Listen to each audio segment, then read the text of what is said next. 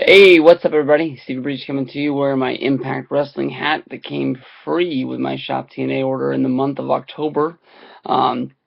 Mainly because I couldn't find any other hats, and I didn't want to make a hat. I didn't want to make a video without a hat. Basically, I asked everyone to send me some questions to make a Q&A video, and you guys responded heavily with long lists of questions and notes that I wrote all over a strawberry shortcake picture. But I will break this down to you. Hopefully this Q&A video will not be as long as my last Q&A video, which was almost an hour long. So I will shoot through these as fast as humanly possible. Thank you to everyone. I was not able to write down everyone's names that sent me these questions, but I do appreciate all of them, and thank you very much. In a much needed plug that I can send out to people, make sure you watch LUKECAGE29's Q&A video. It's very good. I watched it while I was eating lunch at the Burger King the other day, and it helped me get through my lunch. I worked every day for the past 2 weeks. I have days off this Thursday and this Friday. Hopefully one of those days I will be making my collaboration podcast video where I get drunk off some alcohol with freaking Yeah88. I need to text Yeah right now and let him know that my days off are coming up, so that way he can do that. So as I'm making this video, I am texting Yeah. Maybe I can get a live Q&A question from him, and we will get off on this. Make sure you also check out LukeCage29's Q&A video. I can't plug that enough. Hopefully I can put an annotation in the bottom corner of the screen. You can just click on over there. Luke Cage is one of my good buddies, and like I said, pulled me through some hard times. I went to work at a different job, and I had to have lunch at the Burger King, and I forgot my headphones, so I was not able to listen to my iPod like normal. Was not able to listen to a little Wrestling Observer or Brian and Vinny podcast as I normally do, so Luke Cage got me through a tough part of my life right there, and I really appreciate it. First question: what are your thoughts on nice subtle breasts? I'm not a big fan. I like huge, big honkers. The bigger and the better. Hopefully it's just larger than the stomach. That's about the only thing that I can say about those. But honestly, the bigger, the better. More than likely, the best in professional wrestling that I can really think of. Major Guns were good, but they weren't like spectacular. You got to go back. You got to check out Ariel, aka Shelly Martinez. I was able to meet at Wrestle Reunion this year. I wanted to meet her 4 or 5 times. Very honestly, any part of a Wrestle Reunion that was dead, that I was not talking to either a wrestler or my friends, and I got separated, I was talking to Shelly Martinez. She was openly very nice, and I acted like I wanted to buy every 8x10 that she had. I met her on Saturday, and I honestly waited in line on Sunday, and if it wasn't that we really had to leave, I probably would have met her again. Is Breech your real last name? Yes. Breech is my real last name. I use it on all my accounts. More likely, if I would have known that I would be doing this YouTube thing still, I might have picked a different name. But a lot of people have told me that that is one of my best gimmicks, I guess, is my name. If I can give anybody any like help on starting out, pick a name that is easy for people to remember. If you have a whole lot of numbers in your name, people will probably mix you up with somebody else, and you know, it's just hard. You know, just pick a name that sort of rings off the top of your tongue, and nobody needs a whole bunch of numbers in there. That's just me, though. From there, we go to Dream Undertaker match and stipulation. All right, I've put a lot of thought into this question. I really have. When you think of The Undertaker, you have to really think about who he is and where he comes from. If I was to say, you know, who is the originator of The Undertaker? Who brought him to where he is today? Most people would say Paul Bearer. I would say you're wrong. If you're a real old school fan, you might say Brother Love. And I'd say, nope, not there either. The man who brought us The Undertaker is Survivor Series 1990. This is one of the best Survivor Series of all time. I really wish I would have done a review. I would have done a review on this before Survivor Series. I like to do classic reviews before pay-per-views, because this is one of the best pay-per-views of all time. If it wasn't for Survivor Series 1991, and maybe, I apologize, if it wasn't for SummerSlam 1991, and a few random Royal Rumbles, I think that this might be one of my favorite pay-per-views of all time. Every team had team captains. Every team had members. These members had feuds with the other people, and they made you believe it through watching shows like Wrestling Challenge, Wrestling Superstars, All American Wrestling. Basically, these were all jobber shows headlined by main events, and all these main events made you care about all these guys in the Survivor Series. Doesn't matter who they are. Everybody hated somebody, and one of the best things about Survivor's 1990 is you have a 10-team elimination Survivor Series match. That's 10 real tag teams involved in these matches, not including tag teams that were involved in the other ones. Back when WWF had a real tag division, that was the best. But basically, the man that brought us The Undertaker as that surprise mystery man was none other than Ted DiBiase, the $1 Million Man.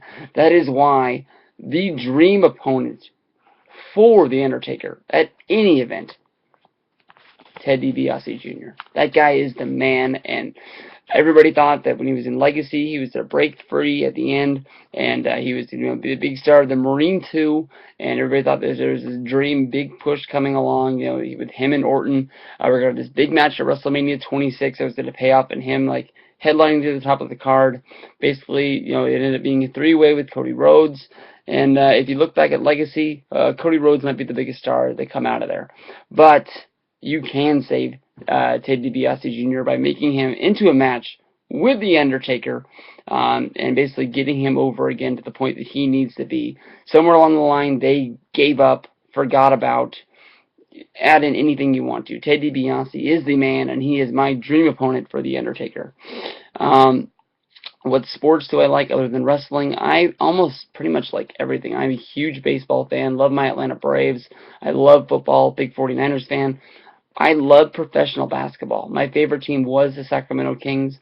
I cannot say that anymore. I've just fallen out of love with them. I believe they're going to leave this town, and I just have no emotion to watch them or their games. I've seen one game this year. It was them against the Lakers, the one that they got blown out on, not the one they won the other day, but it just doesn't make sense to watch this team anymore. I just don't feel that they care about the town or anything. I read a lot about this team, and they played Portland the other day, and even sports reporters that follow the team that sugarcoat them to be better than they really are was like they gave up on this game. They didn't even want to be playing in it. Do you have a lot of DVDs? I do believe I have a lot of DVDs in my collection. If I can angle it right to there. That is what my DVD collection looks like from where I am at, and I am very close to completing my TNA collection video. I went through and I made a list of every TNA video. I was able to make a list by looking at Wikipedia. It has a cool listing of all of them on there, and I went through and I did it, and it looks like my kids messed with my book, but it is in here. Someday I will share it, but I believe it was 14 DVDs that I needed. This might be it. I don't think so. But anyways, go on there. You can write them all down. It wasn't really that many DVDs, but for $5, the sale's probably still going on for one more day or two or the weekend. So if you're watching this live as it uploads, do that, because that's what I did, and it's pretty close. And WB, I'm honestly probably 30 DVDs away. Some of them are easy ones to pick up, and some other ones are some hard ones. So we'll pick at it one at a time. I'm falling apart on the 2012s. For some reason, I've completed last year, so maybe I'm just gonna do them a year behind, because so many best ofs come out that they give you the better matches of the pay-per-views that I can sort of wait on the pay-per-views and pick them up cheaper, because there's no reason to run out and pick them up for $15 when they come out new or whatever they cost. And honestly, within a year, 9 out of the 12 DVDs are going to be under $5 shipped. So you can look at it the way you want to. That's just how I build my collection. Some people like to go to the Best Buy and get all of them new. I'll go out and I'll get the new documentaries and best ofs, but I'm not going to buy the pay-per-views. That's just me. Will you make more videos constantly? This time of year, honestly, I do not make a lot of videos constantly, because I just have a lot of work to do in between November, December, and also the last 2 years, I'm at the point almost there again where I just fall out of love with wrestling. They're just not giving me the things that I want. I try my best to keep up watching everything on Hulu, but some of the stuff, honestly, just sucks. I would have loved to watch SmackDown on Friday. It sounded like a real good show with a really good main event that hyped up throughout the whole show, and I was luckily able to follow it using Twitter because I was very, very dead at my job. The Black Friday sale did not pan out, and I was very, very bored. So thank you to the people that I follow on Twitter, and I think you know who you are. From there, we go on to what's your opinion on TNA? My honest opinion on TNA is that they put on a good show. The only thing is that so many people rate it against WWE. You know, they like to say WWE versus TNA, WWE versus TNA. TNA, as long as they're in that impact zone and, you know, they're putting $1 into every $10 that WWE puts into their production, is never going to be the same. You know, like, they can go out and sign as many guys as they want to, but the guys that are free agents or TNA to pick up are basically guys that WWE just gave up on. And that's just the way it is. You're always going to see, you know, WWE's sloppy seconds. And every once in a while, a guy will sneak through like Kurt Angle, Jeff Hardy. But as you're seeing with these aces and eights guys right now, you're seeing guys like Luke Gallows, well, and things just aren't paying off. You know, when these aces and eights guys first came up, people were, you know, up in arms about who they were going to be. You know, most people were thinking they were going to be people that were already on the TNA roster, and one ended up that would being a run-in was Devon, but people were thinking that it was going to be Cliff Compton and so on and so forth. This hat is really tight. I should have changed it before I put it on. That's just the way it is. I mean, TNA puts on a good show as long as you don't rate it against WWE and you look at the positives. If you got 2 hours to kill on a Thursday, it's a fun way to kill it. From there, we go on to how many wrestling DVDs do you have? I don't know, maybe 500? How many events have you been to? I have honestly been to too many events to count. I used to try and count, but it's a lot. I'm at the point now where I'm honestly going to 2 pay-per-views, probably 4 to 5 shows a year. You're able to slingshot that a lot more when you go to WrestleMania weekend, because when you go to WrestleMania weekend, you see 5 shows in its own. But if I exclude that, I think I'm going to about 5 shows a year. Normally, WWE will come here twice a year. I've gone to SummerSlam. This year I'll be going to the Rumble and so forth. So, I mean, it's a lot of shows, but it's not as many as some other people. But, I mean, it might be a lot more than some people that are watching this, and they look at you and say, how can you do it? You just do it. Favorite WWE, TNA wrestler, current and past. It's hard to say. My favorite wrestler of all time, more than likely, is either Hulk Hogan or Triple H. And I'm at the point now where Triple H is sort of on the roster and he's sort of not. So is he like a legend? Is he still there? You know, he still wrestles once or twice a year. But I mean, like, if I had to exclude that, well, let's just put Hulk Hogan and Triple H as my past favorite wrestlers. They're number 1, number 2. No matter how I'm feeling, that it changes back and forth on who's who. But everybody knows I'm pretty high on Jack Swagger. But for the fact that he hasn't been on TV in a couple months now, that's sort of fading away. You get tired of watching, you know, clips of house show matches and stuff like that of what he's doing. But honestly, the 2 guys that I like to follow more than anybody is James Storm and Robert Roode. I think they are 2 guys that are really the future of wrestling. James Storm is the guy that I think TNA is dropping the ball on.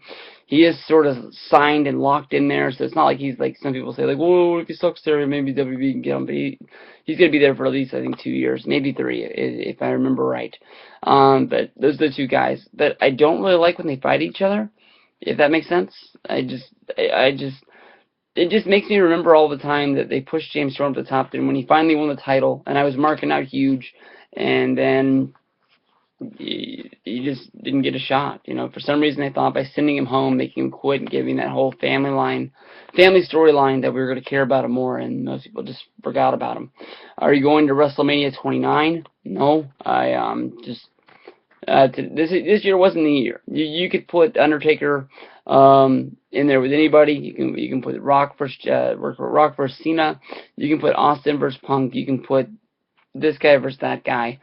And I'm going to be glad that I'm still sitting home. Yeah, it'd be great, but you know, I've been to 3 in a row. That's a lot. Some people won't even go to 3 WrestleManias in their lifetime. So I know I feel lucky. You know, some people sort of waved it in my face that they were going, like, oh, you're not going, and I'm going. But honestly, when it comes down to it, I'm not gonna miss going to WrestleMania. I'm gonna miss hanging out with the friends I have that I know that I only get to see that time of year. There's always gonna be Ravi, and there's gonna be Miguel and Luke. Kevin joined the crew last year. But I mean, that there's other YouTubers that I've never got to meet, like Break the Walls 10, my buddy Danny, Phenomenal X. That this was going to be the one year that I was going to get to meet him. I left Billy Paz off that list. He's going to be there this year. The Boston Brothers, so I got to meet last year. Now I feel like a dick. Like if I don't say your name, you're going to feel like I didn't care about you. But if I've ever seen you at a WrestleMania, I want to see another WrestleMania. I wish that you could all buy houses on my street and we could hang out every day. That would be my dream. But from here we go on to the next question. What do you think of WWE today? WWE today is good, as long as you look at it for the positives.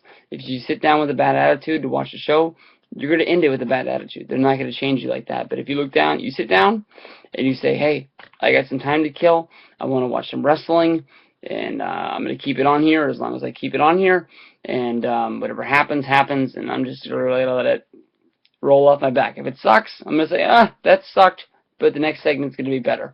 That's how you watch it. You're gonna have a smile on your face when it's over, and you're going to want to watch the next show. If you really don't like Raw, and you really don't like SmackDown, watch Main Event. It's only 1 hour. Hell, watch Saturday Morning Slam. That might sound like a joke. I've seen one episode of that. I've seen more Main Event, and that's a damn good show. But Saturday Morning Slam puts on a fucking good show. One match, whole bunch of stuff that you know, there is some little kid stuff in there, but the one episode I saw had a history of the Intercontinental title, and that was the best Intercontinental title wrap-up I've ever seen. They highlighted everybody who's ever won that title, put the Macho Man over huge in that. Put over the superstars they were talking to. They made The Miz look like he was the fucking $1 million man. They made CM Punk look like he was Hulk Hogan. That doesn't honestly, it's a damn good show, and I think that it is going to produce fruit from that, because from what I've heard is that, you know, kids aren't watching it. Those kids are going to want to watch Raw. Those kids are going to want to watch SmackDown. That's more wrestling fans. When they grow up and they get a little bit older, then we might get that little attitude era that you know, you guys are all wanting to see right now. But you know, because they're getting older, that WWE's going to want to keep them, and then they'll change their programming again to make sure they keep the fans that they have. Do you think that TNA is better than WWE now? No, I'm going to do this a little bit better. You know, as long as the production is what it is, it's going to be what it is. When will Punk lose his title? Punk still loses his title to Rock at the Royal Rumble. That's the only way I can think of it. It's the way I thought of it since Raw 1000. That's why I bought my tickets, but I think it is going to happen. What color is your underwear? I have to be wearing underwear to have an answer to that question. Next one. Do you think WWE should bring back the draft? The draft is fun. Honestly, it is. But I think that the more time they can separate this from the draft is the better. If you think back to the last draft, I believe that draft is a show that Cena was the first draft pick, Cena was the last draft pick, and I think a lot of people felt really cheated about what they did. Like, you shouldn't be able to be drafted, you know, sort of like, what's the word? It was randomly. They just select people randomly. They've done it good in the past when it was like when it first started and it was a real draft. When you had draft picks, like somebody came up to the mic and they fucking said, I select Kurt Angle because he's the best wrestler and I want him on my team. Then they sort of changed it to the random ping pong balls. That's how Triple H got drafted over to SmackDown. Paul Heyman got drafted from SmackDown to Raw and he quit. And that was how they got him off of TV. And then it just sort of changed by them putting a whole bunch of pictures on there and randomly changing sort of like a video slot machine. But you saw the same faces every time before the one came up. So you don't have to be the smartest guy on the block to know the shit's rigged. You know, at least make us believe there's some sort of random, you know, something random about it, you know, or there's something believable about it. Like when you see the Royal Rumble shows from back in the day, and they had the tumbler with the balls, the guys picked the ball out. They never showed us the ball, but you could tell by their emotions because they were acting, and that's how you were able to see, you know, Axe and Smash, when they drew number 1, number 2, you knew they were pissed about what numbers they had when he was like, it's going to be a long night, but you didn't really know they were going to fight each other until they came out there, and then you're like, oh, that fucking segment made sense. That's the stuff that I love about wrestling, and that's really what they don't do anymore, unless you get a long, slow build of a turn. Best done when it's a heel. You see some guy sort of acting kind of shady, and then all of a sudden he's clubbing some guy in the back of the head with a tire iron. That's fucking badass.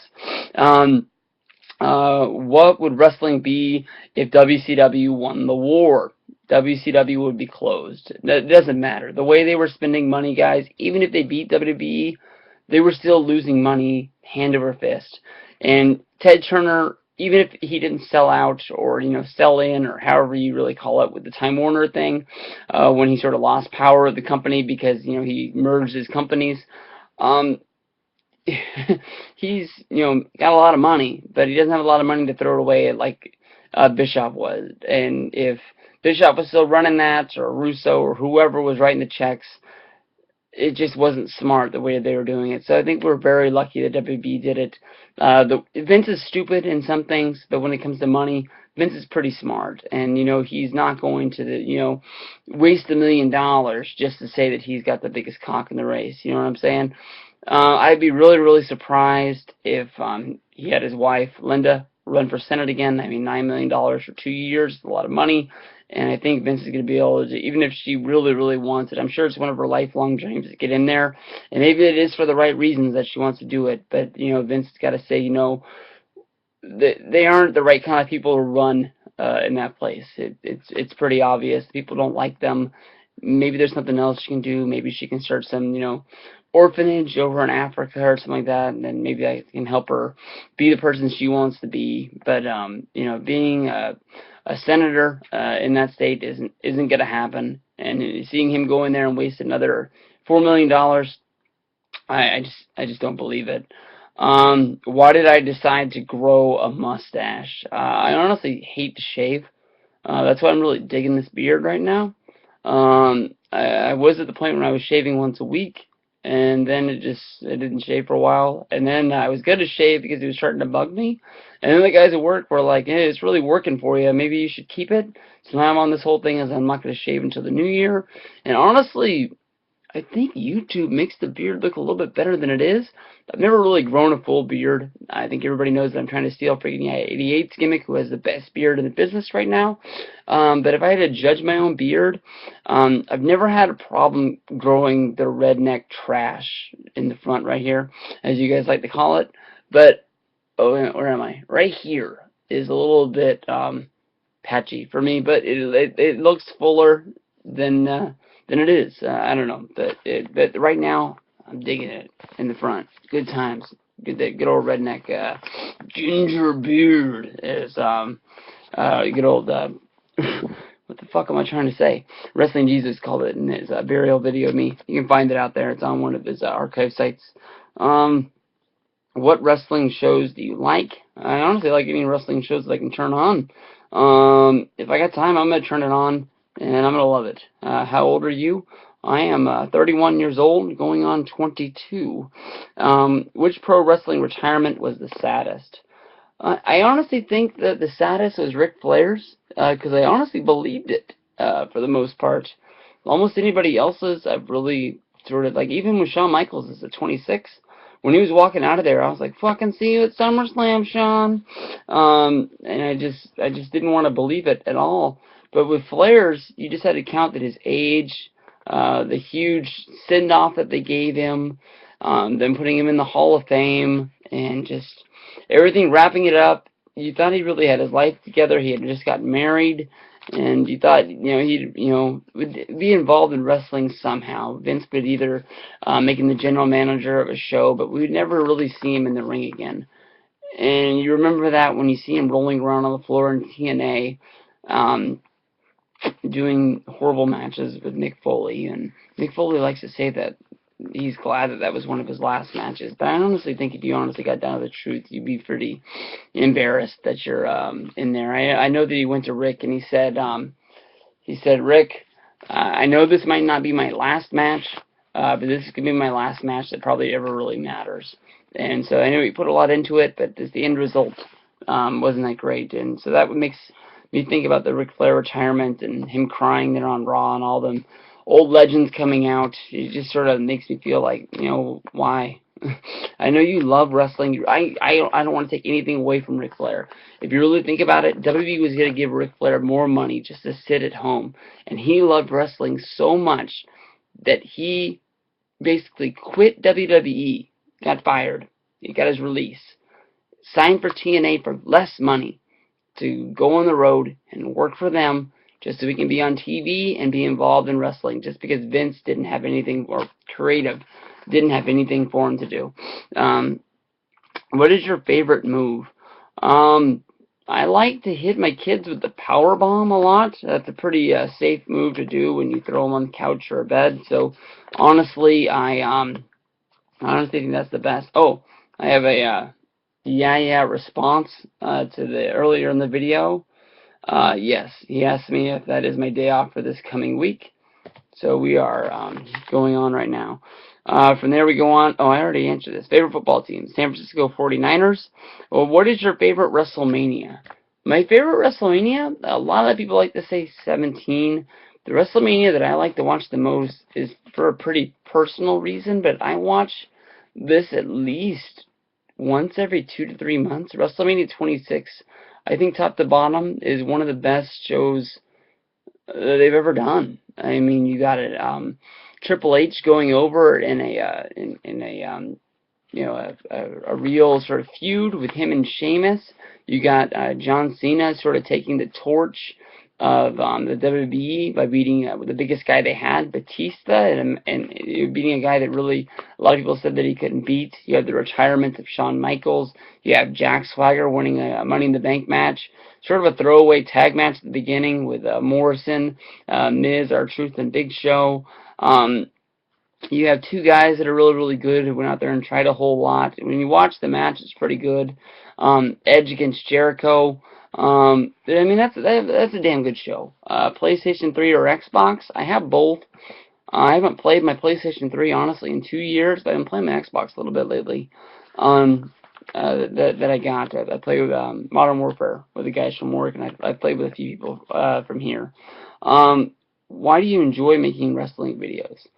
I enjoy making wrestling videos because, honestly, when I'm at work by myself, I think about wrestling a lot. Basically because that's maybe one thing I like to think about entertainment-wise. And I like to play out scenarios in my mind. And my wife sort of looks at me really weird when I come home and I talk to her about wrestling, about this, that, and the other. So I come on here, I press the record button, I talk to you guys for a little bit, and then you guys leave me some comments. And you guys sort of understand what the fuck I'm saying. And that's why you're watching my videos. And I really appreciate it. Thank you very much. Who's going to win the Rumble? By this meaning the Rumble match. John Cena's going to win that fucking Rumble. Him or Brock Lesnar, one or the other. That's why this is going to be memorable. You got Rock and Punk. The winner of that has to go to WrestleMania and fight, you know, somebody. And you want to make it huge. The biggest match you can fucking have is basically Rock vs. Cena 2. People can say it was once in a lifetime and they don't want to see it again. If that match comes on TV, you're going to fucking pay for it. A, because you're a Rock fan. And if you're a Rock fan, you don't want to see him lose to Cena. And you don't want to miss that. And if you're a Cena fan, you want Cena to get that one up on the Rock. You want him to be able to put up on his board that he's beat The Rock. One guy that he's never been able to beat up there. Will it be the same number they got last year? It might be a little bit lower. But it's going to be damn high. And I don't think you're going to get anywhere else by putting that up there. You put Rock vs. Punk at the Rumble, you're going to do a good Rumble number. You put Rock vs. Punk at Mania, I don't think people are going to be there. You can say that The Rock has been the champ for a whole year straight. You can say that all you want to. But if you look over it, I apologize. I think I just said The Rock been the title, and people are going to eat me up for that. But Punk has been champion for a year. You look back over that, he hasn't really done much. And what he's done hasn't been in the main event, and people haven't bought those pay-per-views. People went bananas when he fought Daniel Bryan on pay-per-views. Go look at those numbers. They didn't break any records. You know, you put and put Rock vs. Cena there, you know, that's the largest pay-per-view of all time. It's going to be big. I mean, that's what it is. You do Rock vs. Brock, that's going to do big numbers also, but it also really doesn't make sense, because then you're sort of leaving the Triple H storyline in the past. I really don't think he's done, and he has to get, you know, that big rematch with Brock, and I think it's going to be there. What you do with Punk from there, because you don't have anybody for him to fight, that sort of sucks. But I think that's his own fault for, you know, or creative's fault for not making a big hoopla for him to get to somebody big enough in there for him to fight. But that's just me.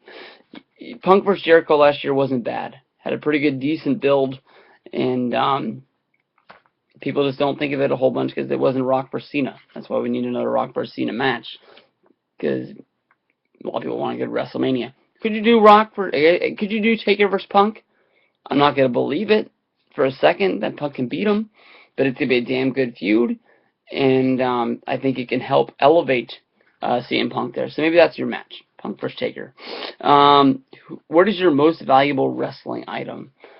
I don't know if it's my most valuable, because I didn't get it, you know, authenticated when I got it, but I think most people would say is my 19-0 WrestleMania 27 WrestleMania plaque. It's signed by The Undertaker in silver right there, and then it's signed by Triple H in black right there. I'm pretty sure that it is the one-of-a-kind item that nobody else has, because I don't think anybody else is stupid enough to crack one of those open.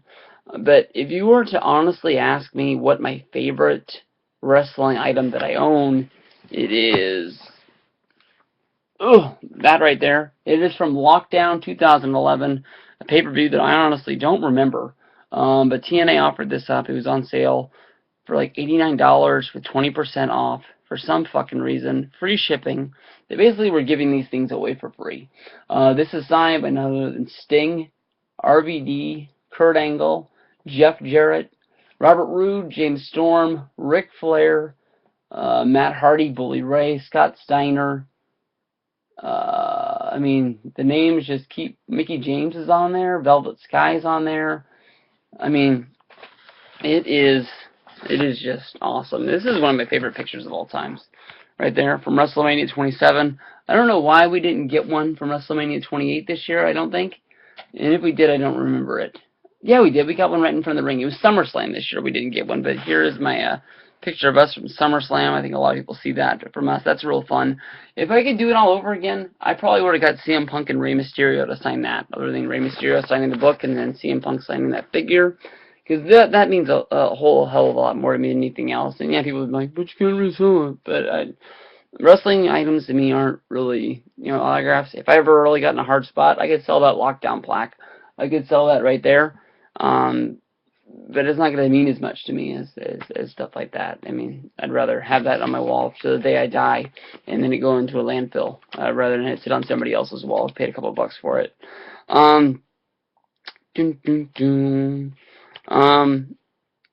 Shit. Oh, here we go. What is your favorite event you ever went to? I think it would have to be last year's WrestleMania. I mean, that was just huge to sit that close. We were 7th row. We paid way too much money. And we lived it up all week. And people made fun of us for not being at the pre-show. We didn't fucking miss anything by not going to that pre-show.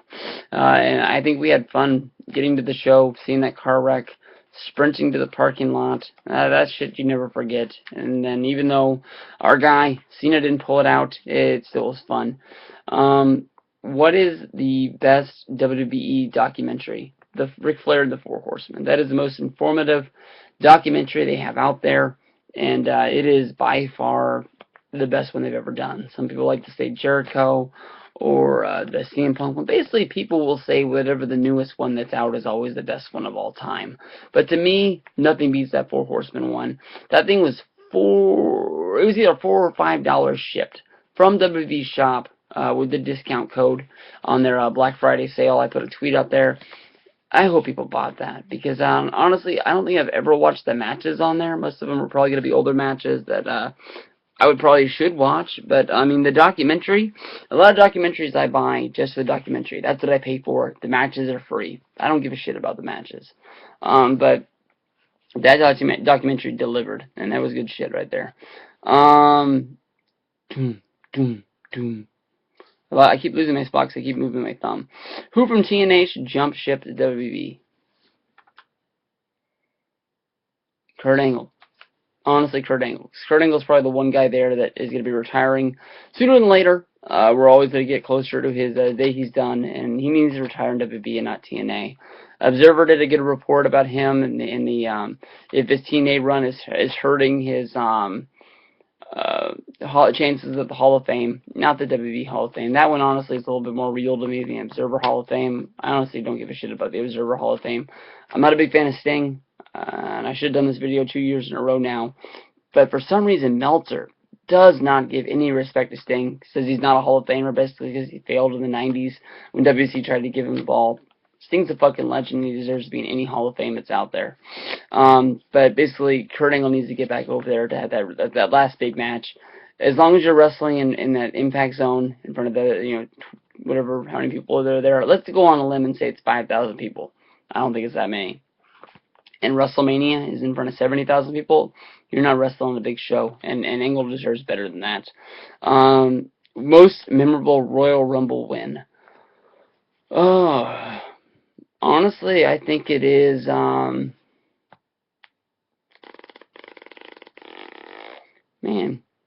Rumbles to me don't really, I don't really remember the Rumbles. I remember the winners, but I don't really remember, like, in Luke's video, he said Cena.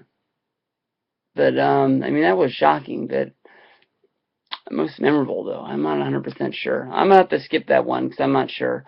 Most memorable Rumble win to me, I guess, would be the 1991 with Hogan in there, because they had that big lockup with him and the Ultimate Warrior, and even though it wasn't involved in the whole thing. Oh, you know what? You want to know what my favorite, most memorable Rumble win is? Is the one Ric Flair won, because I was shocked as hell when I was a kid when Hogan sort of did that heel turn sort of thing, pulling Sid Justice out, and Flair won it. I thought it was a lock that basically Hogan was going to get the title back. I thought that he was going to get the title and he was going to fight Ric Flair. We're going to get that dream matchup of who is the real world champion. Even at that time when Ric Flair won it, I was like, well, okay, that's all right, because Hogan's going to get the match, and then we're going to find out who the champion is, because Flair had been the whole time saying that he was a real champion because he was walking around with the big gold belts, and Hogan had his belt, so I still thought that's what we were going to do, and then Hogan was going to beat the guy and take both belts. I thought that was basically what was going to happen. Is it time to bring back John Morrison? It was time to bring back John Morrison last week. That guy's the fucking man, and I'm always going to be a fan of his. He's really, really good. How did you get into wrestling? Honestly, I just watched it one time, and it just stuck with me. It was on every Saturday and Sunday at 11 o'clock, and then I remember not really knowing when Saturday night's main event was going to be on, but when I found it, most of the time it wasn't, like, right when it started. It was, like, it was a little bit into it, but I was like, whoa, what is this? Then it was, like a chance to get to see Hogan, and you didn't have to pay $30 for it, so that was a steal. Favorite wrestler? Favorite wrestler of all time is either Triple H or Hulk Hogan. It goes back and forth. I would love to meet either guy. What are some current DVDs you're planning on picking up? All of them. Did you get WWE 13? Yes, I did. I got the Stone Cold Austin edition. I played it the day I got it, and I haven't played it since. What wrestler deserves to get a major push? It's so easy to say Ziggler. That's what Luke said. But, I mean, I'm not sure who's out there. They keep everybody, if you're down, you're so far down that it looks like at the point you're never going to get up. But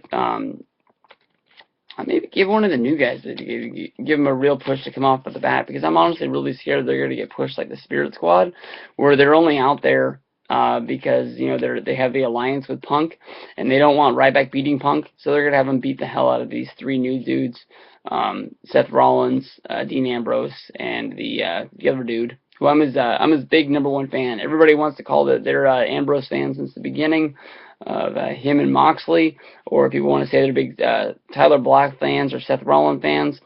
Well, I wasn't one of their fans, so I want to be his fan just so he has one. Kurt to WWE or Sting to WWE, either one or the other. I don't think we're ever going to see Sting go there. I think he's stuck to his guns. He wants to be that one guy who never worked there. Kurt already was there. He knows he needs to go back. He says it on Twitter every day. So I think he's a lock to go there. Better beard, Yaya or Brian? I'm gonna go with Yaya, dude. I think he said he was on a beard guard number 18. That was the last one I would go to. That is fucking badass. That is a real beard right there. That is a real man's man. Who will beat Punk if not Rock? If it ain't him, it's gonna be Cena. I mean, that's the only guy out there. They're not gonna let anybody else elevate that high to beat him. I mean, if Ryback hasn't done it yet, he's not gonna do it. What is the best 3-disc set? Well, I guess because the Horseman set is only 2 discs. If you want a 3-disc set that I recommend, I will tell you to go pick out. Damn, I was gonna use one of the anthologies, but those are 5 discs. For 3 discs, go pick up the Bret the Hitman Hart documentary. I think nobody's really talked about that in a while, and that's a real good set. You can pick up. No, screw that, because I'm always talking about this one. Get the Roddy Piper set. Not that many people have it in their collections, and if you did, and if you don't, you can pick it up on Amazon probably right now for $3. I don't know why that DVD never gets any love out there, but it is a damn good DVD, damn good documentary. Every match on there is really, really good. Great classic Piper's Pits on there, and I mean, like, you're basically getting the thing for free. You might as well just pick it up right now. Let's go. Will main event be successful? I think it's as successful as it's gonna be. I don't think it's gonna be a huge hit, but I think as long as people want to watch it on watch wrestling, I think Ion's gonna keep it on. Cause it's not like they have any other shit to put on that channel, anyways. Who on the roster will have a bright future? That's just like the push one. You know, whoever creative wants to get behind. I don't think anybody ever thought Daniel Bryan would be at the heights that he is right now. It's all up to them. It ain't up to me. What pay-per-view would you like to go to? I would like to go to the Survivor Series, mostly because I've never been to one, and I really, really want to knock that one off the list. What are your thoughts on John Cena? I think John Cena is the man, and to keep the schedule he has and stay as healthy as he is, I think a lot of people, you know, have noticed he's starting to fall apart a little bit. He's starting to get hurt a little bit more. He's getting a little older. But that guy's the man, and plus him to be granted that award for granting all those wishes for the Make-A-Wish Foundation. I know he does a lot of wishes where he meets like 20 kids at a time, and they count that as 20. But I mean, that honestly is grueling. I think it'd be sort of hard to go in there and meet them. I mean, you have to psych yourself up for it a little bit. I think. I mean, it's just weird. Every day I thank, God that my 2 girls are healthy, and so is my wife. And, basically you always sort of have it in the back of your mind that they could get sick. And what are you going to do? I mean, you have to make sure you have insurance to cover that shit and stuff like that. But, I mean, he has to walk into a room where basically he has to show that there is hope to these kids, so these kids know that there is hope for them as well. I mean, if you walk in there and you have a bad day and you don't give those kids the true love and respect that they need, they could lose hope for what they're living for. And those parents, they have to wake up every day knowing that it might be the last day that they have with their kids, and that's hard and that's tough. No, I don't want to bore anybody, but I really do believe that is a real good thing, and I think it's really cool what Cena does. Your favorite WWE shirt? My favorite WWE shirt that I wear the most is probably, I wear that Rock Brahma Bull shirt that I get so much crap for. I honestly wear that to work probably twice a week, and people are like, oh, twice a week, but I only own 3 work shirts, so most of my stuff that I wear to work gets thrown in the washer and just washed over and over and over again, so I sort of keep my routine of just grabbing the same stuff over and over again when it's cleaned. But as far as my favorite wrestling shirt right now, I wore my long necks and rednecks James Storm shirt to Thanksgiving. Rock on. And I think that is my favorite shirt. My favorite style of shirt are those old school shirts that WWE was putting out for a while. I picked up 2 of them from the Black Friday sale. I'd like to buy the old pay-per-view ones. I have like a WrestleMania 10. The way those shirts fit is really, really cool. I like those a lot. When are you doing a wrestling collection video? I can help you out right now. This is me, and this is my wrestling collection. Right there. It goes top to bottom.